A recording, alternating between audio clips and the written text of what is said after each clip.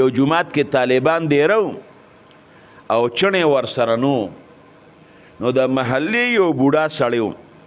هغې طالبانو له بې وظیفه راټولونه په کوڅو باندې به ګرځېده الله پاکه مو وخت طالبان له وظیفه راکړې چا ډوډۍ ورکړې او چا نیمه ډوډۍ ورکړې وظیفه به یې ورکوله طالبانو خدمت به کو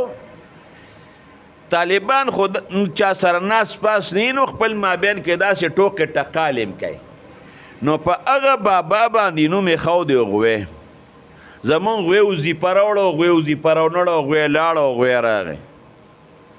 هغه خو چې طالبانو خدمت کوم زم احترام به کوي ماسخوتن شو ناوخته شو بابا وظیفه راونړه لیټ شو طالبان اوږې د خېټې چینګېږي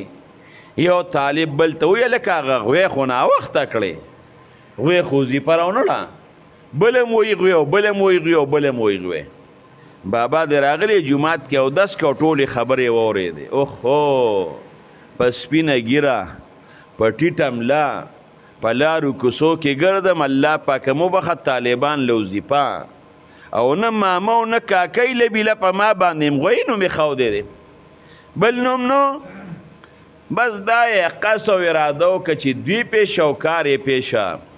وظیفې وله نه راوړم پرېږده چې لوږه پې تېره شي